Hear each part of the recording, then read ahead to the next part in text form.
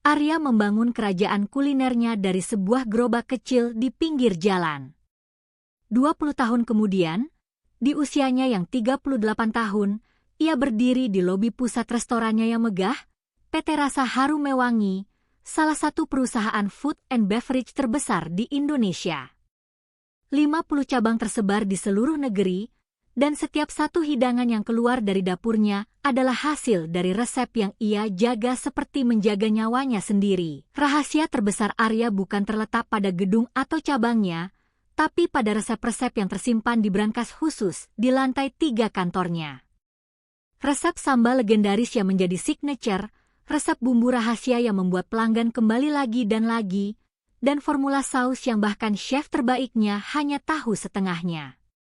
Resep-resep itu adalah jantung perusahaan, dan Arya tidak pernah membaginya secara utuh kepada siapapun. Di antara ratusan karyawan yang bekerja untuknya, ada satu nama yang paling Arya percaya. Dimas. Usianya baru 30 tahun, tapi kemampuannya di dapur tidak bisa diragukan.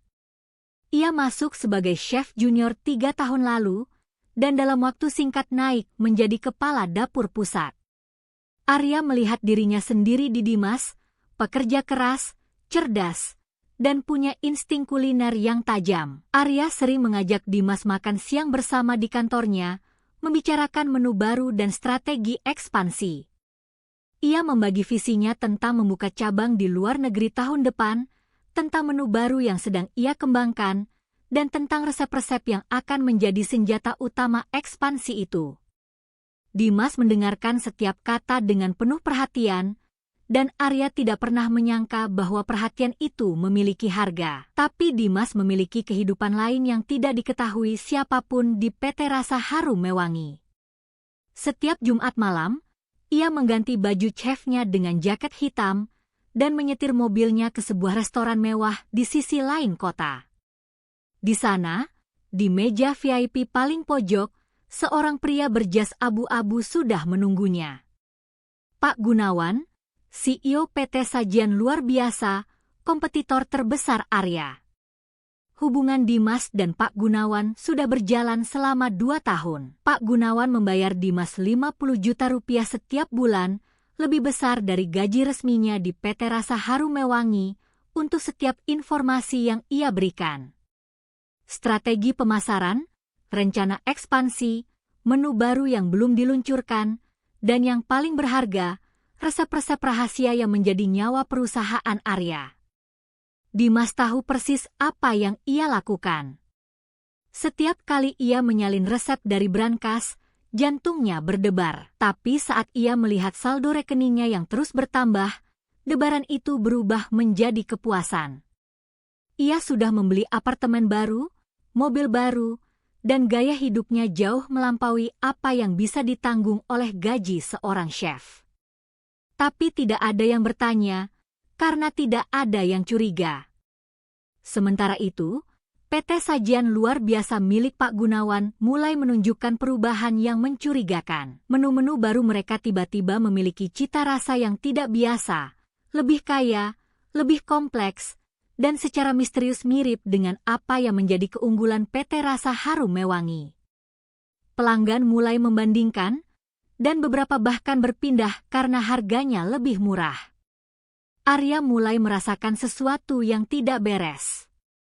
Penjualan di beberapa cabang menurun untuk pertama kalinya dalam 5 tahun. Pelanggan yang dulunya setia mulai jarang datang, dan saat Arya mencoba menu di restoran kompetitor secara diam-diam, sendok pertama yang masuk ke mulutnya membuatnya membeku. Rasa itu, ia mengenalnya. Itu bukan rasa yang bisa ditiru dengan menebak-nebak.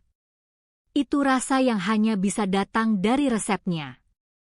Malam itu, Arya duduk di kantornya sendirian, menatap foto-foto menu kompetitor yang ia ambil diam-diam. Ia membandingkannya dengan resep-resepnya sendiri, satu persatu. Kesamaannya bukan kebetulan. Ini bukan soal inspirasi atau imitasi, ini pencurian. Seseorang di dalam perusahaannya sedang membocorkan rahasianya. Dan Arya bertekad untuk mencari tahu siapa. Arya memulai penyelidikan internalnya sendiri. Ia memeriksa log akses brankas resep di lantai 3. Brankas itu menggunakan sidik jari, dan setiap akses tercatat secara otomatis. Dalam 3 bulan terakhir, ada 2 nama yang paling sering mengakses brankas, Arya sendiri dan Dimas. Arya menelan ludah, tapi belum mau menyimpulkan apapun. Arya memasang CCTV tersembunyi di koridor dekat brankas tanpa memberitahu siapapun, termasuk tim keamanan. Kamera itu kecil, tersembunyi di balik instalasi pipa AC, dan merekam 24 jam. Jika seseorang mengambil resep dari brankas untuk tujuan yang salah, Arya akan melihatnya dengan matanya sendiri. Sambil menunggu hasil CCTV, Arya mulai memperhatikan Dimas lebih dekat. Hal-hal yang dulu ia abaikan kini terlihat janggal. Jam tangan baru yang mahal, sepatu kulit premium, dan gaya hidup yang terlalu mewah untuk seorang kepala dapur. Arya dulu mengira Dimas pandai menabung, tapi sekarang ia mulai bertanya dari mana uang itu sebenarnya berasal. Arya juga mulai memperhatikan pola waktu. Setiap kali ia membagi informasi strategis baru kepada Dimas, dalam hitungan minggu, kompetitor meluncurkan sesuatu yang sangat mirip. Menu ayam bakar madu yang baru ia diskusikan dengan Dimas sebulan lalu, kini muncul di restoran PT Sajian Luar Biasa dengan nama berbeda tapi rasa yang nyaris identik. Kebetulan tidak mungkin setebal ini. Satu malam, Arya menonton rekaman CCTV tersembunyi dari 3 hari terakhir. Di malam kedua, ia melihatnya. Pukul 11 malam, saat gedung sudah kosong, seseorang berjalan ke brankas. Orang itu membuka brankas dengan sidik jarinya, mengeluarkan beberapa buku resep, dan mulai memfotonya dengan ponsel. Wajah orang itu tertangkap jelas oleh kamera. Dan jantung Arya hancur saat ia mengenali wajah itu. Dimas. Arya ingin berteriak. Ia ingin langsung turun ke dapur dan menyeret Dimas keluar. Tapi ia menahan diri. Ia tahu bahwa menangkap Dimas saja tidak cukup. Ia butuh bukti yang lebih besar, bukti yang menghubungkan Dimas dengan kompetitor, bukti yang bisa membawa konsekuensi hukum. Jika Arya hanya memecat Dimas, Dimas bisa saja pindah ke kompetitor dan melanjutkan kerusakannya. Arya harus menghancurkan seluruh jaringan ini. Arya menyewa seorang detektif swasta untuk mengikuti Dimas di luar jam kerja. Ia juga menghubungi pengacara perusahaan untuk mempersiapkan langkah hukum. Arya menyimpan semua rekaman CCTV di hard drive terpisah yang ia kunci di rumahnya. Tidak ada yang tahu tentang penyelidikan ini, tidak tim HRD, tidak manajer operasional, tidak siapapun. Karena Arya tidak tahu apakah ada mata-mata lain di perusahaannya. Detektif itu bekerja cepat. Dalam seminggu, ia sudah mendokumentasikan pertemuan Dimas dengan Pak Gunawan di restoran mewah setiap Jumat malam. Foto-foto menunjukkan amplop coklat berpindah tangan, USB drive diserahkan, dan kedua pria itu berbincang dengan akrab yang mencurigakan. Hubungan antara mata-mata dan dalangnya kini terdokumentasi dengan jelas. Arya juga meminta detektif itu untuk menyelidiki keuangan Dimas. Hasilnya mengerikan. Dalam 2 tahun terakhir, lebih dari 1 miliar rupiah masuk ke rekening Dimas dari transfer-transfer yang berasal dari perusahaan-perusahaan yang terdaftar sebagai anak usaha PT Sajian Luar Biasa. 1 miliar rupiah, harga dari seluruh rahasia yang Arya bangun selama 20 tahun. Arya sekarang memiliki segalanya. Rekaman CCTV, foto pertemuan rahasia, jejak keuangan, dan pola kebocoran informasi yang semuanya mengarah pada satu orang. Tapi sebelum ia bertindak, Arya ingin melakukan satu hal lagi. Ia ingin menjebak Dimas dengan informasi palsu, resep yang sengaja salah, untuk membuktikan secara final bahwa Dimas benar-benar menyerahkan informasi itu kepada kompetitor. Jebakan terakhir sebelum perangkap ditutup. Arya menyiapkan resep palsu dengan sangat hati-hati. Ia menulis resep saus spesial baru yang terlihat autentik, tapi sengaja memasukkan takaran bumbu yang salah dan kombinasi rempah yang tidak akan pernah menghasilkan rasa yang baik. Resep itu ia beri label resep saus Nusantara terbaru, rahasia, dan meletakkannya di posisi paling depan dalam brankas. Keesokan harinya, Arya memanggil Dimas ke kantornya. Dengan wajah yang tidak menunjukkan apapun, ia berkata bahwa ia sedang mengembangkan saus baru yang akan menjadi andalan ekspansi ke luar negeri. Ia sengaja menunjukkan antusiasmenya, memberi detail tentang bahan-bahan eksotis yang ia gunakan, dan berkata bahwa resepnya sudah ia simpan di brankas. Dimas mendengarkan dengan mata yang berkilat, dan Arya tahu umpannya sudah termakan. Malam itu, Arya tidak tidur. Ia menonton feed CCTV langsung dari laptopnya di rumah. Pukul 10:30, koridor di depan brankas masih kosong. Pukul 11, masih kosong. Pukul 11:45, sebuah bayangan muncul. Dimas berjalan menuju brankas dengan langkah cepat, membukanya, mengeluarkan resep palsu, dan memfotonya halaman per halaman. Arya merekam semuanya. 3 minggu kemudian, Arya mengunjungi restoran PT Sajian Luar Biasa lagi. Ia memesan menu baru mereka, dan saat hidangan tiba, ia mencicipinya. Rasanya buruk. Tidak seimbang, terlalu asin di satu sisi dan terlalu manis di sisi lain. Resep palsunya telah sampai ke dapur kompetitor dan mereka menggunakannya tanpa tahu itu jebakan. Bukti terakhir sudah lengkap. Lingkaran pengkhianatan telah tertutup sempurna. Arya sekarang memiliki bukti yang tidak bisa dibantah. Rekaman CCTV Dimas memfoto resep 2 kali. Foto pertemuan rahasia dengan CEO kompetitor. Jejak keuangan lebih dari 1 miliar rupiah. Dan bukti resep palsu yang berhasil sampai ke restoran kompetitor dalam waktu 3 minggu. Malam itu, Arya menelepon pengacaranya dan berkata bahwa sudah waktunya. Tapi Arya tidak langsung melaporkan ke polisi. Ia ingin menatap mata Dimas terlebih dahulu. Ia ingin orang yang ia percaya selama 3 tahun, orang yang ia anggap seperti adik sendiri, melihat wajahnya saat kebenaran terungkap. Bukan karena Arya ingin balas dendam, tapi karena pengkhianatan ini bukan hanya soal bisnis. Ini personal. Keesokan harinya, Arya mengundang Dimas untuk makan malam di restoran cabang utama setelah jam tutup. Ia bilang ingin membahas rencana ekspansi ke Singapura. Dimas datang tanpa curiga, tersenyum seperti biasa, dan duduk di hadapan orang yang sudah mengetahui seluruh kebohongannya. Meja itu ditata rapi, dengan 2 piring, 2 gelas, dan sebuah amplop besar berwarna coklat di samping kursi Arya yang tidak terlihat oleh Dimas. Arya membiarkan Dimas berbicara tentang ide-ide barunya selama beberapa menit. Ia mendengarkan dengan sabar, mengamati bagaimana Dimas tersenyum, bagaimana ia bersemangat membicarakan masa depan perusahaan yang sedang ia hianati. Lalu, saat Dimas berhenti untuk minum, Arya mengangkat amplop coklat itu dan meletakkannya di tengah meja. Ia berkata dengan tenang bahwa ada sesuatu yang ingin ia tunjukkan. Dimas membuka amplop itu dan wajahnya berubah. Foto dirinya di brankas, foto dirinya bersama Pak Gunawan, rekening bank, dan yang terakhir, perbandingan resep palsu dengan menu kompetitor yang membuktikan jalur kebocoran langsung. Warna meninggalkan wajah Dimas. Tangannya gemetar.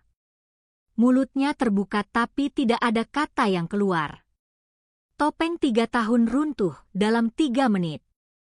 Arya tidak berteriak. Ia tidak memukul meja. Ia hanya menatap Dimas dengan mata yang lebih tajam dari pisau manapun di dapurnya dan bertanya satu pertanyaan. Kenapa? Dimas tidak menjawab. Air matanya jatuh ke atas foto-foto bukti di meja. Dan Arya menyadari bahwa air mata itu bukan air mata penyesalan, itu air mata seseorang yang ketahuan. Ada perbedaan besar antara keduanya. Arya memanggil tim keamanan perusahaan ke restoran. Dimas duduk membeku di kursinya saat 2 orang security berdiri di belakangnya. Arya memerintahkan mereka untuk mengamankan seluruh peralatan elektronik Dimas, ponsel, laptop, dan hard drive pribadinya. Dimas tidak melawan. Ia tahu permainannya sudah selesai. Di ponsel Dimas, tim IT perusahaan menemukan lebih dari 300 foto resep yang diambil dari brankas selama 2 tahun. Ada juga ratusan pesan WhatsApp dengan nomor yang terdaftar atas nama salah satu anak perusahaan PT Sajian Luar Biasa, berisi instruksi detail tentang informasi apa yang harus dicuri selanjutnya. Spionase ini bukan operasi amatir, ini direncanakan dengan sangat sistematis. Arya melaporkan seluruh kasus ke polisi keesokan harinya. Ia menyerahkan semua bukti, rekaman CCTV, foto pengawasan, catatan keuangan, dan data forensik dari ponsel Dimas. Polisi membuka 2 perkara sekaligus, pencurian rahasia dagang terhadap Dimas, dan persekongkolan korporasi terhadap PT Sajian Luar Biasa dan Pak Gunawan. Dimas ditahan di kantor polisi. Saat diinterogasi, ia awalnya menyangkal segalanya. Tapi saat diperlihatkan rekaman CCTV, foto pertemuannya dengan Pak Gunawan, dan transaksi keuangan yang terdokumentasi, pertahanannya runtuh. Ia mengaku semuanya. 2 tahun menjual resep rahasia, strategi bisnis, dan rencana ekspansi. Semuanya untuk uang. Tidak ada alasan lain. Hanya uang. Polisi menangkap Pak Gunawan di kantornya di PT Sajian Luar Biasa. Ia ditemukan sedang berusaha menghapus data dari komputernya saat polisi masuk. Terlambat. Tim forensik digital sudah mengamankan server perusahaan sebelum Pak Gunawan sempat menghancurkan bukti. Di dalam komputer itu, ada folder berlabel proyek rasa yang berisi semua resep curian, strategi kompetitor yang dicuri, dan catatan pembayaran kepada Dimas. Berita penangkapan tersebar cepat. Media memberitakan kasus spionase korporat antara PT Rasa Harum Mewangi dan PT Sajian Luar Biasa. Publik terkejut mengetahui bahwa resep-resep yang selama ini mereka nikmati di restoran kompetitor ternyata adalah hasil curian. Hashtag tentang kasus ini trending di media sosial, dan nama Arya menjadi simbol CEO yang berani melawan pengkhianatan dari dalam. PT Sajian Luar Biasa langsung terkena dampak. Pelanggan memboikot restoran mereka setelah mengetahui bahwa menu andalan mereka adalah hasil curian. Penjualan anjlok 80% dalam seminggu. Beberapa cabang terpaksa tutup sementara. Investor menarik dana mereka. Perusahaan yang dibangun di atas resep curian mulai runtuh dari dalam, karena fondasi yang dibangun dari pencurian tidak pernah bisa bertahan lama. Sementara kompetitor runtuh, PT Rasa Harum Mewangi justru mendapat gelombang simpati. Pelanggan lama kembali, pelanggan baru berdatangan, dan penjualan melonjak. Orang-orang datang bukan hanya untuk makan, tapi untuk mendukung perusahaan yang menjadi korban pencurian. Arya menyaksikan antrian panjang di depan restorannya dan merasakan campuran syukur dan kepahitan, karena kemenangan ini datang dari luka. Arya memeriksa seluruh sistem keamanan perusahaan dari nol. Ia mengganti kunci brankas, memasang autentikasi ganda, dan membatasi akses resep hanya untuk dirinya sendiri dan 2 orang kepercayaan baru yang dipilih setelah pemeriksaan latar belakang menyeluruh. Ia juga memasang sistem pengawasan menyeluruh di seluruh area sensitif. Tidak akan ada pengkhianat kedua. Di sel tahanan, Dimas duduk sendirian. Apartemen mewahnya sudah disita sebagai barang bukti. Mobilnya disita. Rekening banknya dibekukan. Semua yang ia bangun dari uang pengkhianatan lenyap dalam hitungan hari. Dan saat ia menatap dinding sel yang dingin, ia baru menyadari bahwa 1 miliar rupiah yang ia terima selama 2 tahun tidak sebanding dengan 1 malam yang ia habiskan di tempat ini. Kasus ini masuk ke pengadilan 2 bulan kemudian. Dimas didakwa dengan pencurian rahasia dagang berdasarkan Undang-Undang Rahasia Dagang dan pelanggaran perjanjian kerahasiaan yang ia tanda tangani saat pertama kali bergabung dengan PT Rasa Harum Mewangi. Pak Gunawan didakwa dengan persekongkolan dan penggelapan informasi rahasia perusahaan. Kedua perkara ditangani secara bersamaan. Di ruang sidang, Arya duduk di bangku saksi dan menceritakan segalanya. Bagaimana ia membangun perusahaan dari nol, bagaimana ia mempercayai Dimas, dan bagaimana ia menemukan pengkhianatan itu langkah demi langkah.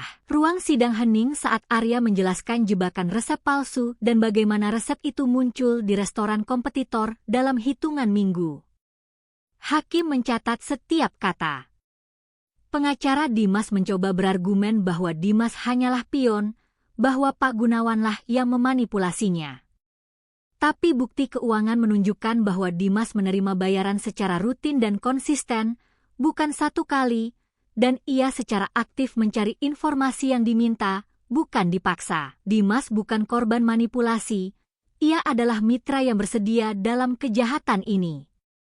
Pak Gunawan juga tidak berhasil membela diri. Folder proyek Rasa di komputernya, catatan pembayaran kepada Dimas, dan pesan-pesan instruksi yang ditemukan di servernya membuktikan bahwa ia bukan hanya menerima informasi curian, tapi secara aktif memerintahkan pencurian itu. Ia adalah dalang di balik seluruh operasi spionase ini. Persidangan berlangsung selama 3 minggu. Saksi-saksi dipanggil, bukti dipresentasikan satu persatu, dan setiap lapisan pengkhianatan dikupas di hadapan publik. Media melaporkan setiap perkembangan. Dan di antara semua saksi yang dipanggil, tidak ada satu pun yang membela Dimas. Tidak rekan kerja, tidak teman, tidak keluarga. Ia sudah kehilangan segalanya jauh sebelum hakim menjatuhkan vonis. Hari vonis tiba, hakim membacakan keputusannya dengan suara yang jelas dan tegas. Dimas dinyatakan bersalah atas pencurian rahasia dagang dan pelanggaran perjanjian kerahasiaan. Ia dijatuhi hukuman penjara 4 tahun dan denda 2 miliar rupiah. Saat vonis dibacakan, Dimas menundukkan kepalanya dan tidak mengangkatnya lagi. Pak Gunawan menerima hukuman yang lebih berat. Sebagai dalang operasi spionase, ia dijatuhi hukuman penjara 6 tahun, denda 5 miliar rupiah, dan PT Sajian Luar Biasa diwajibkan membayar ganti rugi sebesar 20 miliar rupiah kepada PT Rasa Harum Mewangi atas kerugian yang ditimbulkan. Saat vonis jatuh, Pak Gunawan berdiri diam dengan rahang yang mengeras, masih menolak menerima bahwa permainannya sudah berakhir. Arya berjalan keluar ruang sidang setelah vonis dijatuhkan. Di luar, wartawan mengerumunuinya dengan pertanyaan, tapi Arya hanya memberikan satu pernyataan singkat. Ia berkata bahwa kasus ini bukan kemenangan, ini pelajaran. Bahwa kepercayaan adalah fondasi bisnis, dan siapapun yang mengkhianati kepercayaan itu harus menanggung konsekuensinya. Setelah itu, ia berjalan ke mobilnya tanpa menoleh ke belakang. Malam itu, Arya kembali ke restorannya yang sudah tutup. Ia berjalan ke dapur utama, menyalakan lampu, dan berdiri di tempat di mana Dimas biasa bekerja. Stasiun masak yang masih bersih, pisau-pisau yang tersusun rapi, dan celemek putih yang terlipat di atas meja. 3 tahun Dimas berdiri di sini, dan selama itu ia mencuri segalanya. Arya meletakkan tangannya di atas meja stainless steel itu dan merasakan dinginnya menyebar ke seluruh tubuhnya. Tapi Arya bukan orang yang tenggelam dalam kesedihan. Ia menatap dapurnya, lalu mengeluarkan ponselnya dan membuka catatan. Menu baru. Resep baru. Rencana baru. Dunia tidak berhenti berputar karena satu pengkhianatan. Dan ia tidak akan membiarkan satu orang yang salah menghancurkan apa yang ia bangun 20 tahun. Ia mematikan lampu dapur, berjalan keluar, dan besok pagi ia akan kembali membangun. 6 bulan setelah pengadilan, PT Rasa Harum Mewangi kembali berdiri lebih kuat. Arya merilis rangkaian menu baru yang dikembangkan secara eksklusif oleh tim internal yang sudah diverifikasi ketat. Menu-menu itu menjadi pembicaraan, bukan karena skandal, tapi karena rasanya yang luar biasa. Resep asli yang tidak pernah dicuri, yang hanya ada di kepala Arya, kini menjadi senjata terbaru perusahaan. Arya merekrut kepala dapur baru, seorang chef wanita bernama Rina, lulusan sekolah kuliner terbaik di Bandung dengan track record yang bersih dan referensi yang tidak bisa diragukan.